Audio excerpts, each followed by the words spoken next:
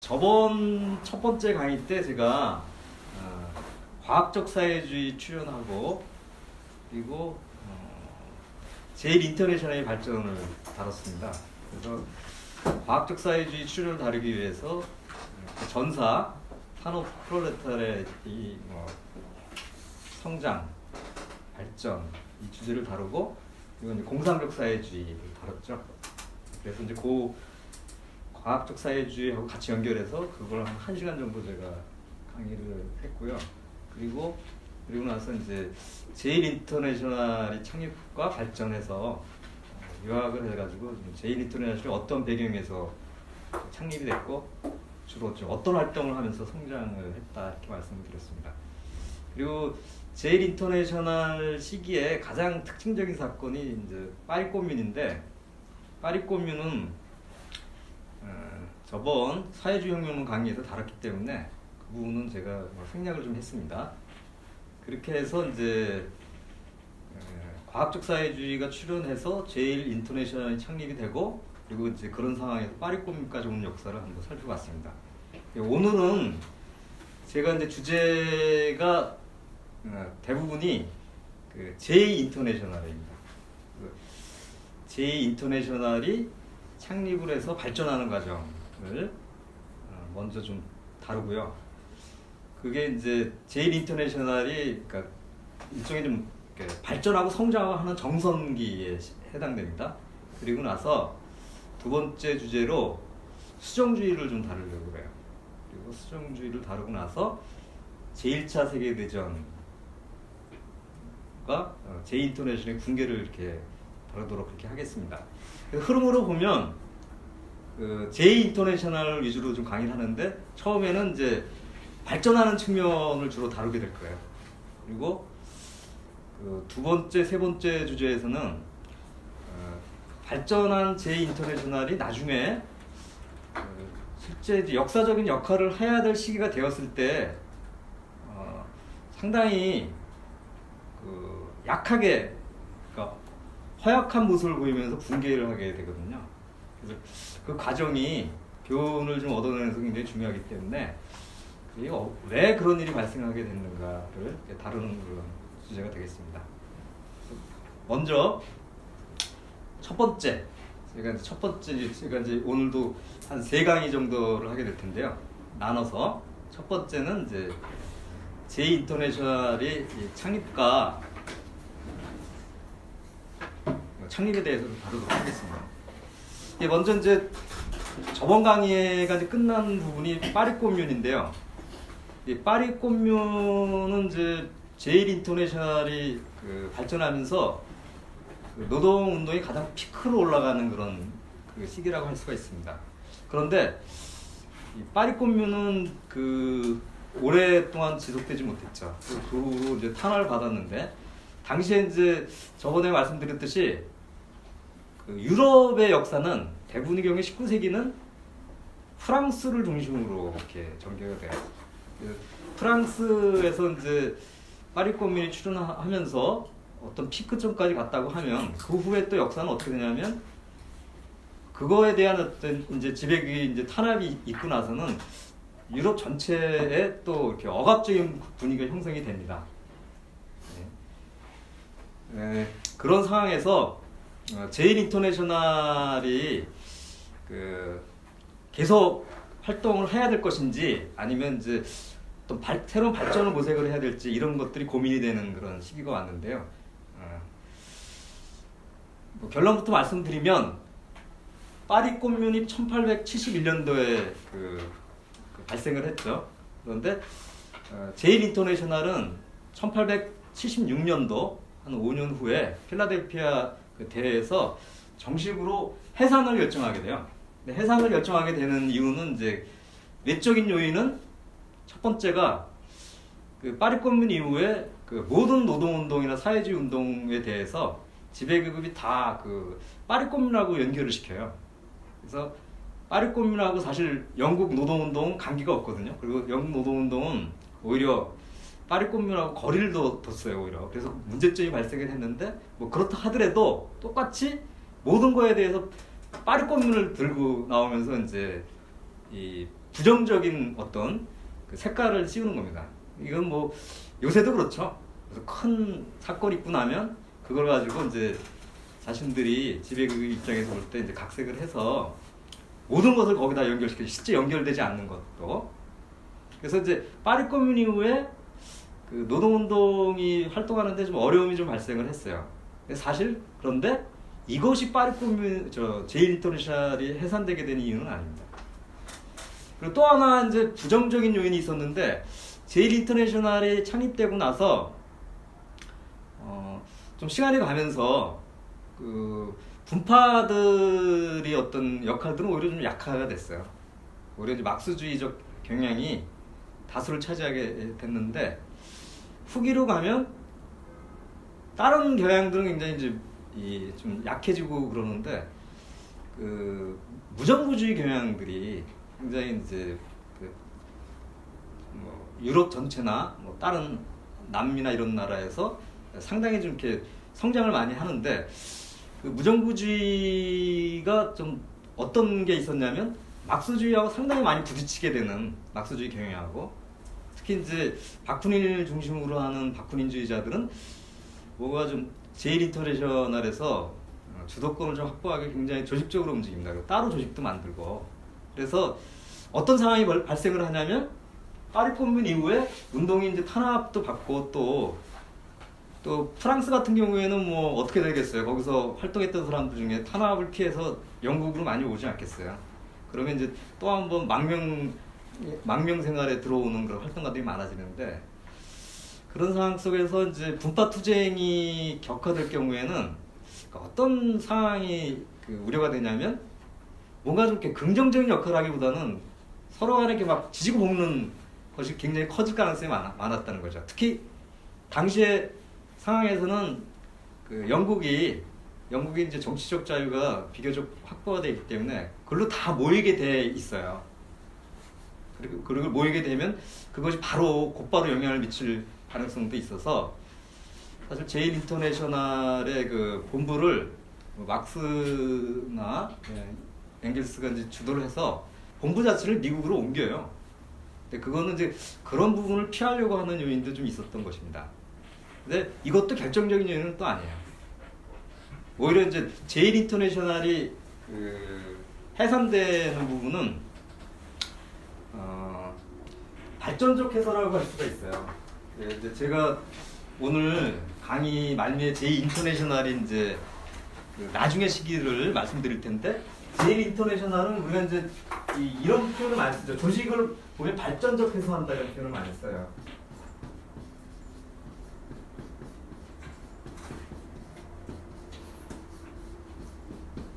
이제 뭐 다음에 다룰 부분이기 때문에 미리 말씀드리면 붕괴. 그러니까 조직이 어떤 이제 상황으로 가면 어떤 조직은 발전적 해설을 하는 경우가 있고 어떤 조직은 붕괴되는 경우가 있는데 제1인터내셔널은 이제 발전적 해설의 측면이 좀 있고 나중에 다룰 제2인터내셔널 그 오늘 강의 중에서도 세 번째에서 집중적으로 다룰 제2인터내셔널은 붕괴의 측면이 좀 있습니다. 발전적 해서라고 하는 게 어떤 걸 얘기를 하냐면 1864년도에 제1인터내셔널이 창립됐잖아요. 그래서 1971년이니까 7년 정도가 상당히 성장을 했고 그 다음에 해산되기 전까지 한 십몇 년이 있었죠. 제1인터내셔널이 생각만큼 그렇게 오랫동안 있었던 조직은 아니에요. 근데 그 시기에 제1인터내셔널이 했던 역할은 뭐냐면 기본적인 어떤 사회주의의 사상들이 전파되는 시기였고 그 다음에 이제 파업 투쟁이 그러니까 한쪽에서 일어난 파업 투쟁이 다른 쪽에서 곧바로 배워서 그게 이제 파업 투쟁이 발전하는 식으로 가면서 굉장히 이제 그 운동적으로 짧은 시간 동안에 노동자들이 투쟁의 어떤 무기나 이런 부분들을 자기 것을 하는 시기였어요. 그리고 이런 과정 속에서 어떤 게 됐냐면 상당히 많은 그 사회주의자들이 양성이 된 거예요. 그러니까 이제 중요한 게 당시에 이제 젊은 사람들이 처음엔 젊은 사람들이죠. 한 20대들인데 상당히 많은 사람들이 양성이 됐어요. 돼서 어떻게 된 거냐면 제일 인터내셔널이 만일 조직을 해산하더라도 그 운동이 없어지는 게 아니라 운동을 할 만한 사람들이 많이 양성이 된 거죠. 그래서 어떤 측면이 있냐면 그러니까 초기에 사회주의 운동이 초기에 했던 것들을 토대로 해서 이제는 좀 대중적인 사회주의 운동으로 가야 될 단계가 됐다는 거죠. 그리고 그렇게 하기 위해서는 이제는 지금까지 달리 각국에서 대중적인 사회주의 운동을 만들어야 될 필요가 있었다는 거예요. 그리고 거기를 그걸 수행할 만한 사람들이 양성됐다는 거죠. 이게 굉장히 우리가 중요하게 봐야 될 것 같아요. 그래서 어떻게 된 거냐면 조직을 해산하고 오히려 자기들이 대부분 그 당시에 이제 자기들이 망명한 사람들이 이런 사람들 경우에 특히 독일 같은 경우에는 자기 이제 독일에 가서 활동을 본격적으로 해야 될 필요가 생긴 거죠.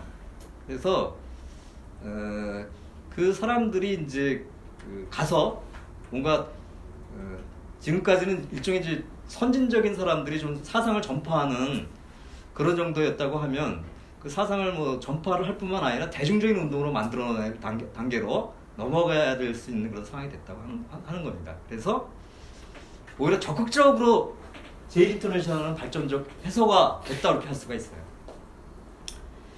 그리고 이제 그 후에 중요한 일이 된 건 뭐냐면 각국에서 대중적인 사회주의 정당들을 만들어 나가는 것입니다. 좀 교재를 한번 보시면 해당된 부분을 좀 보세요. 대중적인 사회정당들의 성장인데요. 글에 보면 이렇게 표현이 돼 있어요. 19세기 마지막 20년 동안 노동계급의 대규모 행동들은 주로 사회주의 운동의 중대한 성장에 의해 가능하게 되었다. 이렇게. 그래서 이 시기에 과학적 사회주의 이론을 중심으로 하는 프롤레타리아 단계의 자본주의 나라가 대부분에 생겨났다. 그렇죠. 19세기 마지막 25년 동안의 운동은 이제 노동조합도 발전을 하지만 가장 강력한 추동을 했던 그 부분은 사회주의 정당입니다. 그리고 그 정당들이 이제 만들어지는데 거기에서 가장 앞선 나라가 어디냐면 독일이에요. 독일의 경우에는 두 개의 조류가 있었어요. 그러니까 여기 이제 보면 라살레라고 하는 사람인데 라살레주의적인 전 독일 노동자 연합이 있었고 또 하나가 막스주의인 독일 사회민주노동자당이 있었어요. 독일 사회민주노동자당은 1869년도에 창립이 됐습니다. 제 기억에 1869년도에 창립이 됐어요. 그리고 그 후로 이제 꾸준히 성장을 한 거죠. 근데 이 두 조류가 1875년에 고타에서 통합대회를 열어요. 여러분들 문건들 보면 고타학령 초안 비판 이런 것들 요번에 사회주의에도 실렸죠. 그래서 거기에 보면 이제 고타 당대회를 할 때 강령 토론을 해야 될 거 아니에요. 그래서 그때 강령 안 나온 걸 가지고 이제 막스가 비판적으로 쓴 글인데 그래서 고타 당대회가 굉장히 유명하죠. 그게 뭐냐면 두 개의 다른 조류가 같이 통합한 당이에요. 그래서 그 당이 이제 막스의 표현에 의하면 라살레주의적인 여러 가지 한계가 많이 남아 있지만 그래도 둘이 통합한 것은 상당히 좋았다, 옳다 이렇게 얘기를 한 부분이죠. 그리고 1875년인데 실제 보면 그 후에 상당히 빠른 속도로 성장을 해요. 그래서 여기 보면 이제 이 하나의 이제 자료인데 이 자료가 결정적인 건 아니에요. 근데 여기 보면 이제 선거 얘기가 나오는데 이게 뭐 결정적인 건 아니지만 하나의 자료로 보면 1871년 그러니까 한 2년도 안 된 때죠. 여기 이제 라이스타크 선거라고 하는데 이게 제국의회예요. 제국의회 독일어로 당시에는 이제 황제가 지배하는 나라이기 때문에 제국의회라고 하는데 여기서 보면 이미 사회민주노동자 당원들이 거의 50만 표를 획득해요. 1870년도에. 그리고 13개 의석을 차지하는 거죠. 이건 이제 우리라고 비교해보면 민주노동당 때도 이렇게 보면 이 정도밖에 안 됐잖아요. 근데 그 시기에 75년도에 그 통합대회를 해서 사회주의 운동의 초기 단계에 이렇게 한 2년 만에 이렇게 됐다고 하는 것은 그 당시에 굉장히 이제 사회주의 운동이 비약적으로 성장하는 때죠. 그래서 그 당시에 이제 어떤 일이 발생하냐면 위협을 느꼈어요, 지배계급이. 그래서 비스마르크가 1878년 그 다음 해죠. 반사회주의법을 공표를 합니다. 그래서 비스마르크가 이제 비스마르크가 뭐 위인전행 같은 데 많이 나오죠. 이렇게 초등학교 때 보면 이렇게 위인전하고 비스마르크 뭐 위대한 사람이라 그러는데 이렇게 우리 입장에서는 썩 위대한 사람은 아닌데 하여튼 유명한 사람이에요. 근데 이 사람이 좀 어떤 정책을 취하냐면 이제 한쪽에서는 이제 당근을 노동자들한테 제공하고 한쪽에는 채찍을 당근과 채찍 이렇게 해가지고 한쪽에서는 사회보장 이걸 그 당시에 뭐 우리 잘 아신 분들이 보면 사회보장하면 비스마르크가 꼭 나오죠. 그 당시에 이제 사회보장 제도를 도입하면서 한쪽에서는 사회주의자를 탄압하는 거죠. 그러니까 한쪽에서 탄압책하고 한쪽은 이제 주는 거죠. 근데 우리나라는 대체적으로 주는 거 없이 무조건 탄압하는 경우가 많은데 여기 상당히 좀 다양한 술책을 좀 벌였어요. 그래서 초기에 이제 탄압이 되지 않습니까? 1878년도에 탄압이 되면 상당히 이제 어려운 상황으로 가게 될 텐데, 근데 오히려 이 당시에 독일 사회주의 정당이 굉장히 성장을 해요. 그래서 이제 나중에 보면 이제 좋은 예가 되는데 두 가지를 다 잘했어요. 뭐냐면 이제 한쪽으로 이제 탄압을 하니까 거기 이제 굴복을 해가지고 현실적인 정당으로 가자 이렇게 하는 입장도 있었어요 그 당시에. 이것도 제어를 하고, 또 하나는 당장 좀 이렇게 우리가 얻어맞는데 이거 참을 수 없다 그래가지고 한번 봉기를 하자 이런 입장도 있는 거예요. 그래서 사실은 이 두 입장이 다 틀린 거죠. 한쪽은 탄압 들어오니까 거의 꺾이는 거고, 또 한쪽은 굉장히 이제 혁명적인 것 같은데 오히려 또 그런 무모하게 그냥 그런 행동을 하게 될 경우는 어떻게 보면 역으로 보면 비스마르크 입장에서 볼 때는 탄압하기 더 좋은 식으로 되는 거죠. 그래서 이때 이걸 다 피하면서 어떤 방식을 취했냐면 신문을 썼어요. 신문을 발행을 해가지고 비합법 신문을 발행을 해서 그거를 이제 합법적으로 허용이 안 되니까 이제 지하로 이렇게 배포를 한 거죠. 사실 이거는 나중에 보면 러시아의 사회주의자들이 독일 경험을 많이 써주는데, 그래서 어떻게 된 거냐면 그렇게 해서 조직망을 계속 갖고 가는 거예요. 근데 그 당시에 또 독일이 또 유리한 조건이 있었던 게 뭐냐면 리프크레이트나 베벨 같은 사람들이 국회의원직은 계속 가졌어요. 그래서 어떻게 되냐면 이제 이 사람들이 국회에서 연단에서 막 발언하는 거에 대해서까지 완전히 탄압받지는 않은 거예요. 그리고 이제 왔다 갔다 하면서 뭐 강연도 하고 하는 거 자체가 허용이 된 거죠. 그래서 어떻게 됐냐면 그거를 결합을 시켰어요. 이제 한쪽에서는 외국에서 인쇄를 해가지고 아주 많은 건 아닌데 한 몇천 부 정도를 지하로 해서 그걸 쭉 배포하는 것 자체가 조직이 되는 거예요. 조직망이 되고. 그다음에 이제 뭐 그것만 한 게 아니고 이게 제국의 연단도 활용을 하고, 그다음에 다양한 대중단체들을 만들어가지고 활동을 한 거예요. 뭐 재미난 게 많아요. 여기 보면 사례가 실제 역사에 보면 뭐 노래 부르는 데도 있고, 네? 그러니까 어떻게 보면 좀 아기자기하게 재미나게 한 것 같아요. 여기 보면 뭐 겉으로 드러난 단체를 보면 뭐 예를 들면 합창회도 많이 좀 열고, 이건 뭔지 모르겠어요. 저도 애연가 클럽도 만들고 뭐 해가지고 그런 상상이 잘 안 가는데, 아마 뭐 이런 것들을 활용하면서 잘 결합을 해서 능수능란하게 이제 이 탄압을 대처한 거예요. 그래서 시간이 지나서 1878년도에 이제 탄압을 받기 시작을 했는데, 이미 1881년도 선거에서 그러니까 3년 만이죠. 탄압을 받은 3년 만에 당이 30만 정도의 표를 다시 획득을 해요. 그리고 1890년에는 약 그 투표수 총계의 19%를 획득했다고 합니다. 그래서 어떻게 된 거냐면 비스마르크가 사실은 실패한 거예요. 탄압을 했는데 오히려 그 조직이 와해가 되는 게 아니라 그 탄압 속에서 더 성장을 하니까 사실 실패한 거죠.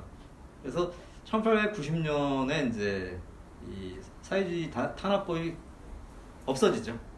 없어지고, 네, 제가 좀 그 독일 예를 이제 자세하게 들었는데, 이 독일이 가장 당시에 좀 앞섰기 때문에 그렇게 말씀드리고, 이게 나중에 이제 제2인터내셔널이 결성되게 될 때 독일이 이제 앞장서게 되는 이유도 이런 상황 속에서 성장을 했기 때문에 그렇습니다.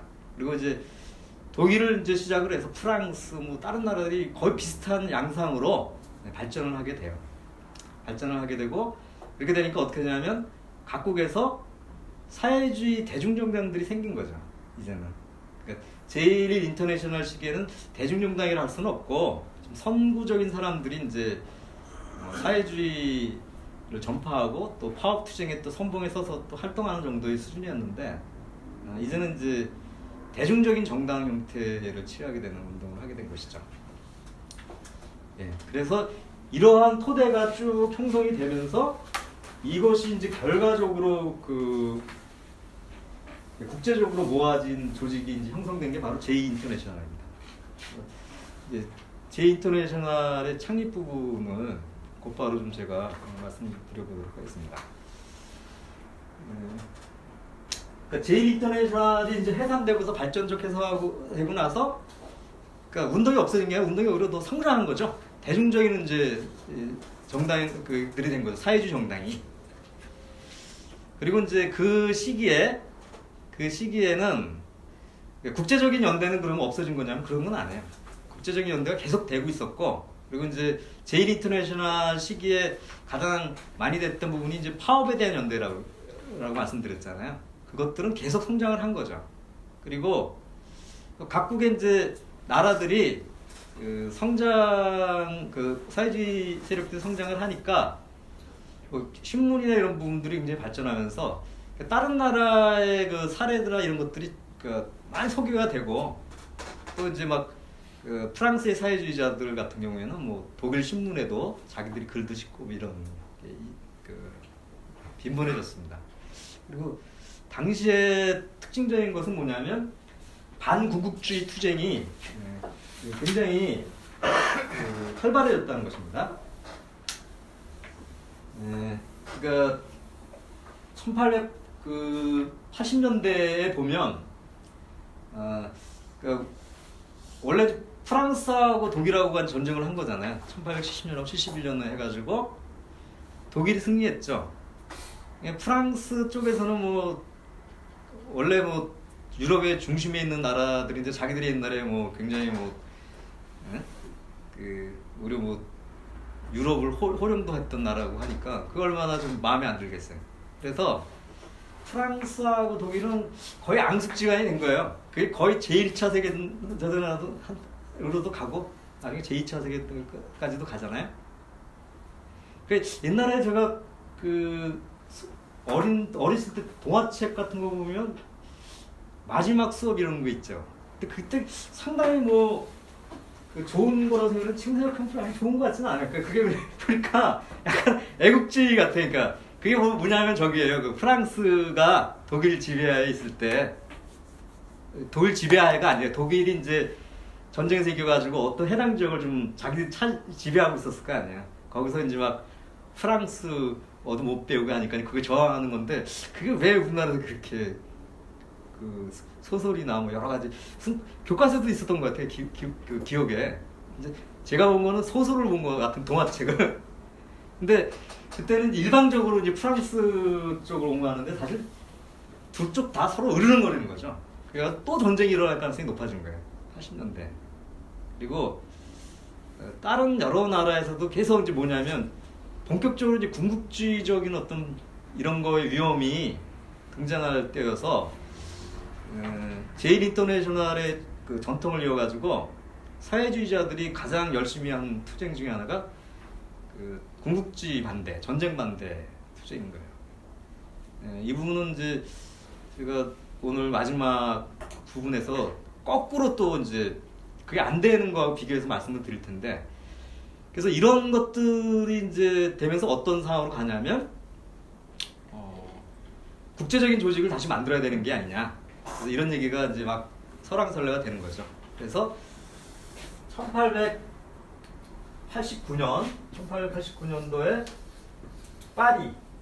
파리에서 사회주의자 국제대회가 열립니다. 그래서 여기서 열려서 결성된 게 제2 인터내셔널이에요.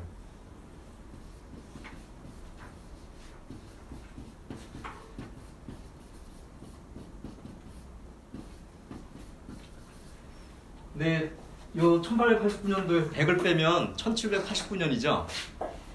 이게 프랑스에서 유명한 해죠. 1789년이 어떤 때죠? 세계사 공부하면 1789년도가 무슨 혁명이 일어난 데잖아요. 부르주 혁명, 프랑스 대혁명. 프랑스 대혁명 날 기념해서 제2인터내셔널이 창립이 됐죠. 상당히 당시에 보면 이제 사회주의자들이 이걸 일부러 뭐 여러 가지로 생각했을 것 같아요. 그러니까 이제 프랑스 바스티유 함락 100주년을 기념을 해서 거기서 사회주의 국제대회를 열는 거죠.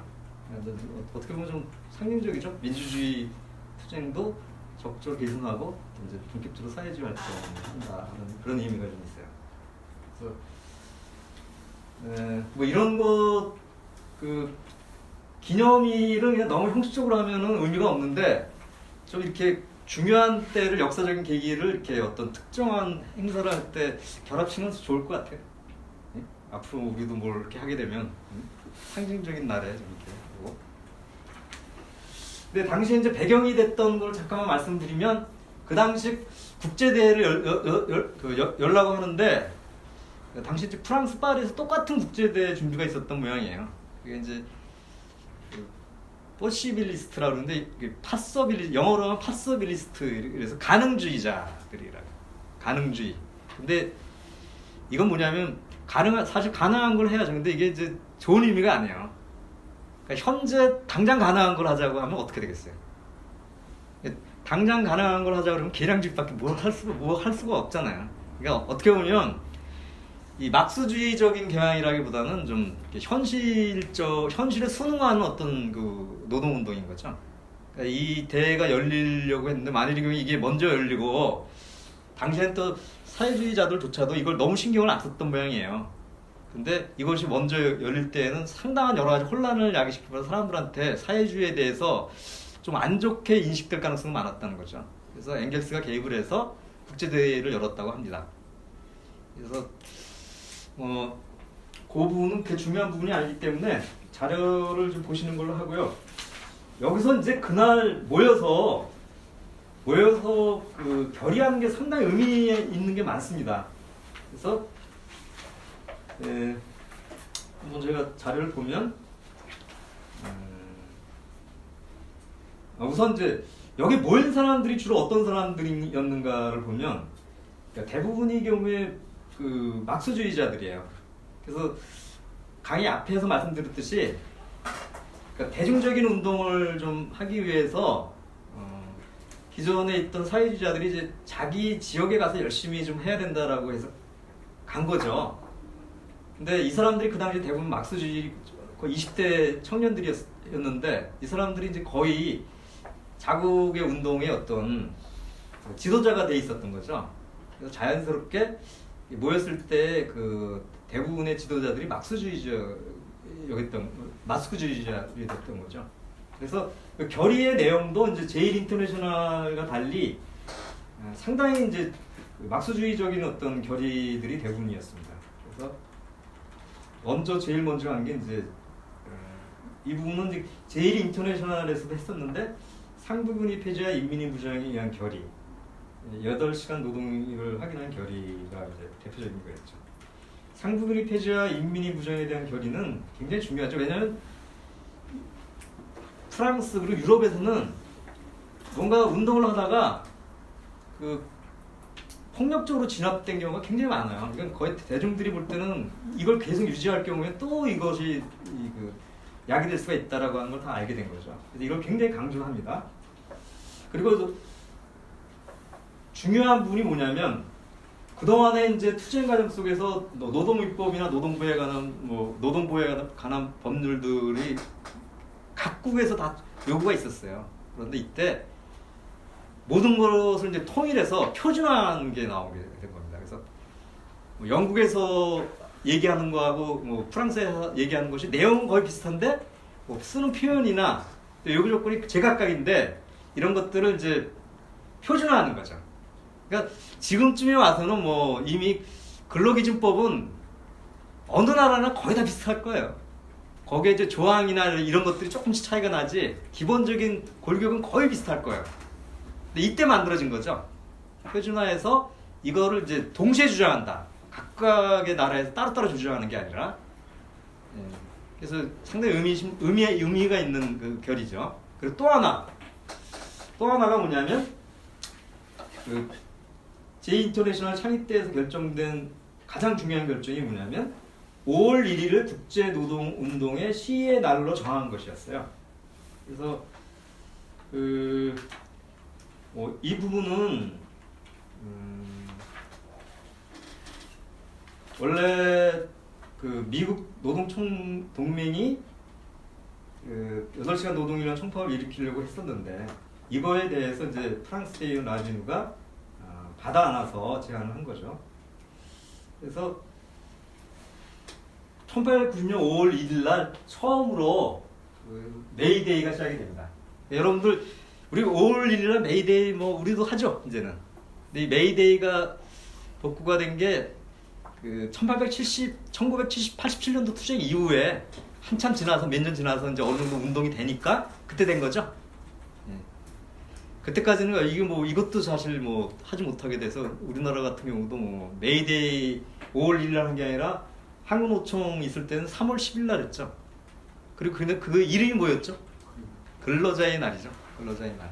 근데 지금 여러분 이 얘기하면 지금 너무 우리 아직도 현실 문제가 있어가지고 요번에 헌법 개정한다고 해가지고 이제 뭐 노동 운동하는 단체들이나 뭐 이런 데서 이제 헌법 개정안을 내는데 그 헌법 개정안 첫 번째 요구가 뭔지 아세요? 요새 많이 얘기되는 게 신문에 많이 나오고 그러는데 관심 있게 좀 보시면 뭐냐면 헌법에서 근로자라고 하는 용어를 노동자로 바꾼다라고 하는 거예요.